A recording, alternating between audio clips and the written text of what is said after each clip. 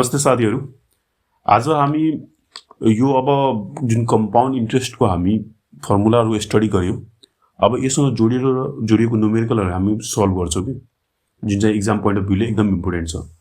अब what will be the compound interest and compound amount of RS 2000 at the interest rate यति per annum in 2 years यो भनेको time भएको।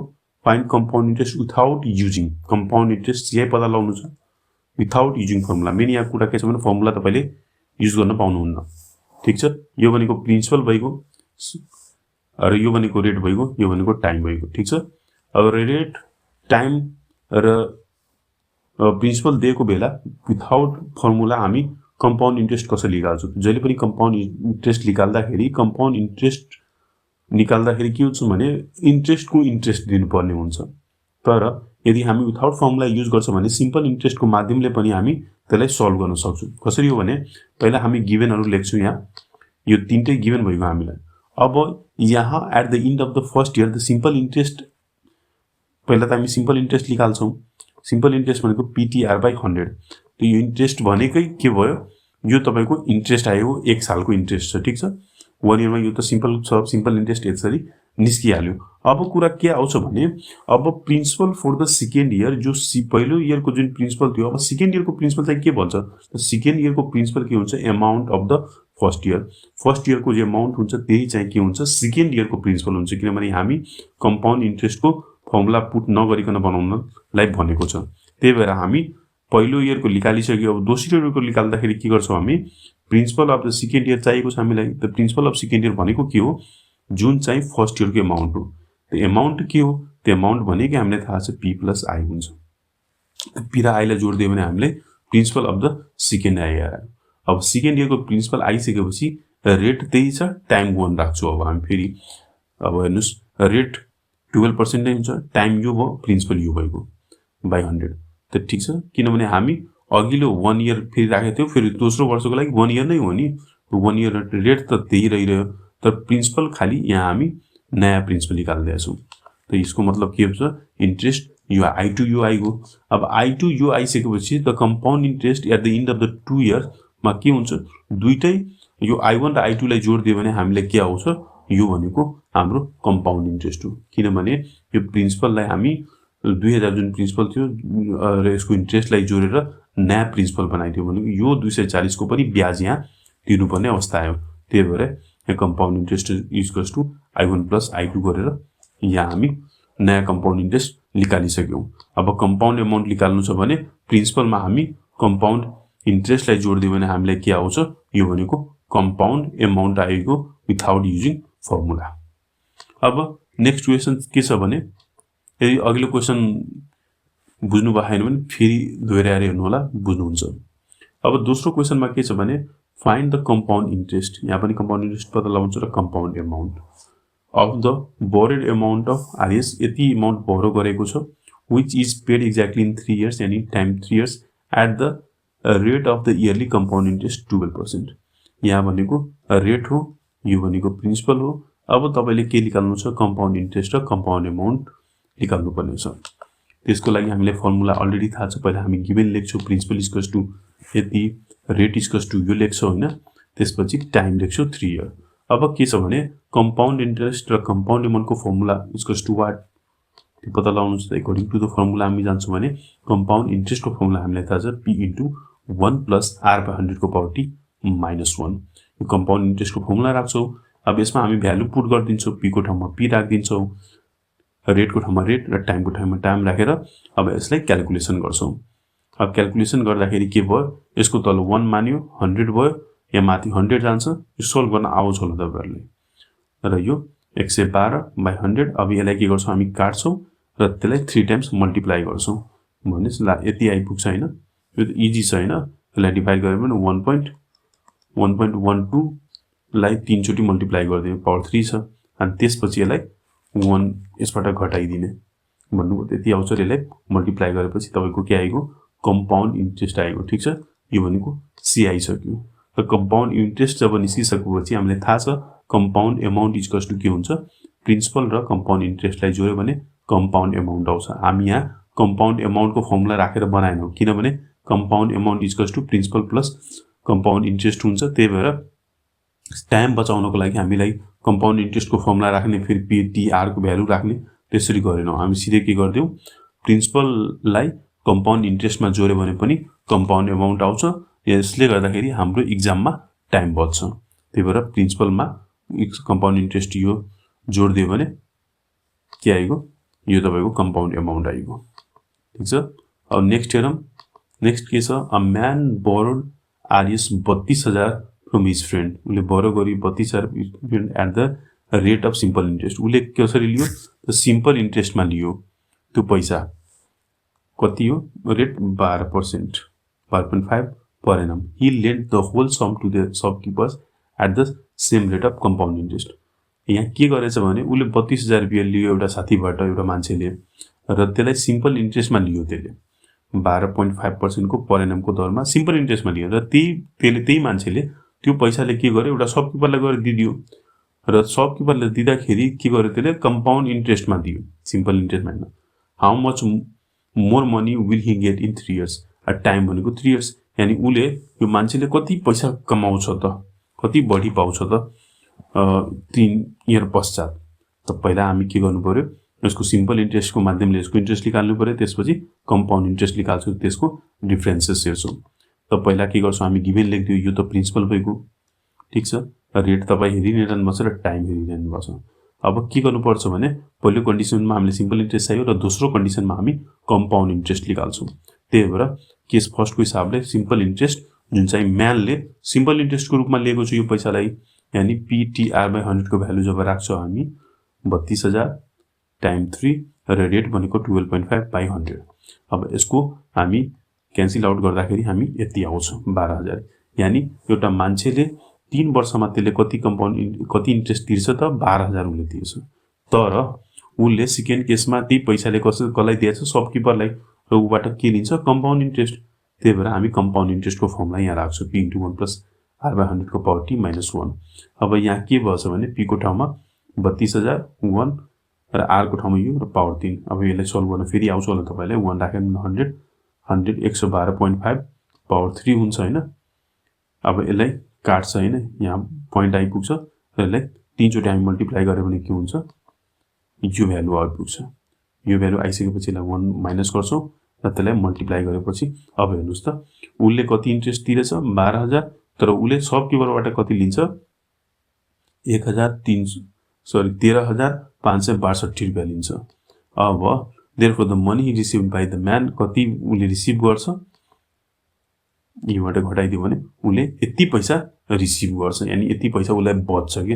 अरूको पैसा लोनमा लियो, सिम्पल इन्ट्रेस्टमा लियो, र त्यही पैसालाई के गर्यो उसले कम्पाउन्ड इन्ट्रेस्टमा शपकिपरले दियो, बसेर ल्याएको पैसाबाट पनि त्यसले 3 वर्षमा यति पैसा कमायो, बचायो। अब नेक्स्ट क्वेसन के छ, Swami decided to invest 5,000 at the rate of 8% per annum for 2 years। ठीक छ। For this he has two safe alternative। एउटा समीर नामको मान्छे छ, उसले 5,000 रुपैयाँ इन्भेस्ट गर्न खोजिरहेछ, 8% को दरले उसलाई दिइरहेछ पर एनम 2 वर्षको लागि। अब उसँग दुईटा अप्सन छ, he has two alternative। The first alternative is to get half yearly compound interest। उसलाई बैंक वाला अथवा कसैले भन्यो तपाई त्यो पैसा हाल्फ इयरली कम्पाउन्ड इन्ट्रेस्टमा लाउनुहुन्छ कि second alternative is to get yearly compound interest. अब इयरली कम्पाउन्ड इन्ट्रेस्टमा लाउनुहुन्छ। If you were to suggest him which alternative you suggest, write with the reason. अब तपाईले उले सोध्न आयो मसँग 5,000 रुपैयाँ छ, 8% को इन्ट्रेस्ट दिइरहेको छ 2 वर्षको लागि भन्दैछ। अब उले मलाई सोध्दैछ कि हाल्फ इयरली कम्पाउन्ड इन्ट्रेस्ट लिनुहुन्छ कि इयरली कम्पाउन्ड इन्ट्रेस्ट लिनुहुन्छ, कुन लिन चाहनुहुन्छ। अब त्यसले बुझेन, त्यसले तपाईसँग सोध्न आयो कि त्यो कति कुनमा इन्भेस्ट गर्दा हुन्छ भनेर सोध्न आयो। अब तपाई के गर्नुहुन्छ, अब तपाई आफू सिकेको चीज यहाँ युज गर्नुहुन्छ। तपाई पहिला गिभनहरु लेख्नुभयो, प्रिन्सिपल, रेट र टाइम लेख्नुभयो। अब के गर्नुहुन्छ, फर्स्ट अल्टरनेटिभलाई चुज गर्यो भने according to the first alternative अब हामी के गर्नुहुन्छ, हाल्फ इयरली कम्पाउन्ड इन्ट्रेस्टको फर्मुला युज गर्यो।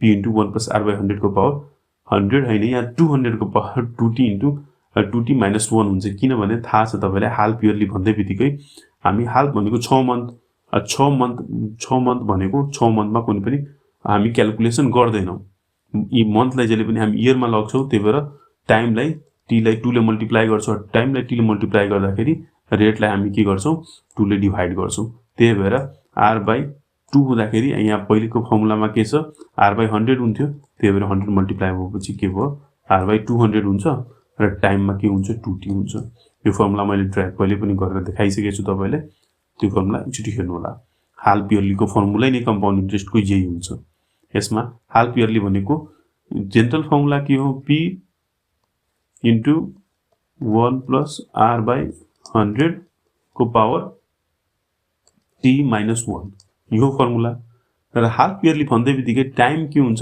हाल्फ इयरली भनेको 6 महिना 6 महिनामा हामी यो क्याल्कुलेसन मिल्दैन त्यही भएर यसलाई इयरली चेन्ज गर्नलाई अब यसलाई 2 ले मल्टिप्लाई गरेको 12 हुन्छ हो कि नि अनि त्यही भएर टाइमलाई के गर्छौं हामीले 2 ले मल्टिप्लाई गर्दिन्छौं अनि यसलाई 12 बनाउँदाखेरि यसलाई पनि त अब टाइम रेटलाई त आधी गर्नु पर्यो किनभने टाइम त 1 इयर लिइहाल्यो नि तर त्यही भएर रेटलाई हाफ गर्नको लागि रेटलाई हामी 2 ले डिभाइड गर्दिन्छौं यहाँ 2 ले डिभाइड गर्दाखेरि यहाँ 200 बन्नु पुग्छ यसरी यो हाल्फ इयरलीको फर्मुला आउँछ हाल्फ इयरलीको फर्मुला र यहाँ के छ भने एउटा के छ भने अल्टरनेट सेकेन्ड एउटा इयरली कम्पाउन्ड इन्ट्रेस्ट त इयरली पनि निकाल्छ एउटा टर्मिनल पनि आउँछ टर्मिनलमा हामी 4 ले मल्टिप्लाई गर्छौं टाइमलाई र रेटलाई 4 ले डिभाइड गर्छौं त यहाँ 400 हुन जान्छ र यसलाई 40 आउँछ त्यो पनि मैले यो फर्मुला ड्राइभ गरेर देखाइसकेको छु ठीक छ अब यहाँबाट अगाडि बढ्दाखेरि अब प्रिन्सिपलको भ्यालु पुट गर्छौं अब के छ र त्यसपछि क्याल्कुलेसन त हामी जानेकै छौं गर्न यसरी गर्यो हैन यो भ्यालु आइसक्यो यसलाई डिभाइड गर्ने त्यसपछि यसलाई 4 चोटी मल्टिप्लाई गर्ने -1 त्यसपछि यो भ्यालु आउँछ अनि यसलाई मल्टिप्लाई गर्ने यो आइपुग्यो अब यसले कति इन्ट्रेस्ट पाउँछ रे 849.29 पाउँछ यदि के लियो हाल्फ इयरली लियो भने अब मानौं अब सिकेल अल्टरनेटिभ तिर गयो भने उले के गर्छ अब इयरली कम्पाउन्ड इन्ट्रेस्ट छ त्यो इयरलीमा त p * 1 + r/100 को पावर t - 1 अब के गर्यो p त्यही रेट टाइम हाल्यो अब कति आयो यो क्याल्कुलेसन गर्दाखेरि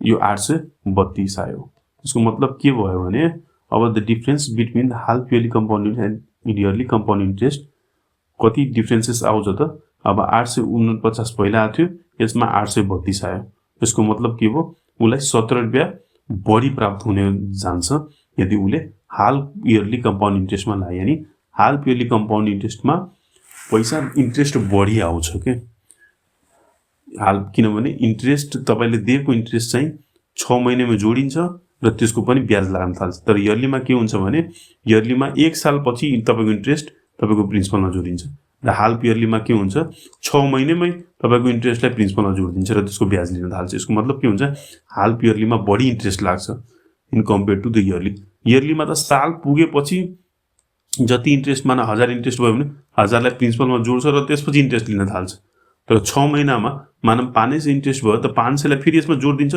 र तपाईको त्यसपछि 6 महिनापछि इन्ट्रेस्ट लिन थाल्छ यो 500 6 महिनापछि युज हुन थाल्यो यो 1000 6 महिनामा युज भएन साल पछि युज हुन्छ त्यही भएर जहिले पनि के हुन्छ हाल्फ इयरली कम्पाउन्ड इन्ट्रेस्ट को इन्ट्रेस्ट बढी हुन्छ in compare to yearly compound interest अब नेक्स्ट क्वेशन के छ भने a 12 grade student invest Rs 10,000 for 2 years at the rate of yearly compound interest.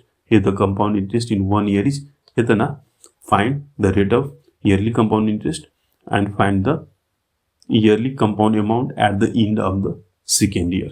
अब क्वेशन के छ भने एउटा 12 क्लास को स्टुडेन्टले 10,000 रुपैयाँ 2 सालको लागि इन्भेस्ट गर्दैछ at the rate of rate यहाँ भनेको छैन ठीक छ तर कम्पाउन्ड इन्ट्रेस्ट हो त्यो if the compound interest in 1 year तर कम्पाउन्ड इन्ट्रेस्ट चाहिँ दिइसकेको छ 1 सालमा यति हुन्छ भने त्यसको फाइन्ड द रेट पत्ता लगाउनु छ र find the yearly compound amount CA पत्ता लगाउनु छ at the end of the second year यतिबेला हामी के गर्छौं भने हामी प्रिन्सिपल त अलरेडी दिएको छ ठीक छ र यहाँ हाम्रो कम्पाउन्ड अमाउन्ट दिइसकेको छ 1 सालको लागि त हामी टाइमलाई 1 इयर यानी फर्स्ट टाइमलाई युज गर्छौं भने अमाउन्ट यो छ टाइम यो छ तर अमाउन्ट प्रिन्सिपल यो छ रेट दिए हैन त रेट निकाल्नको लागि फर्मुला हामी 1 सालको लागि युज गर्छौं है यहाँ के गर्छ भने 2 सालको पहिला फर्मुला युज गर्दैन किनभने यहाँ रेट नै छैन।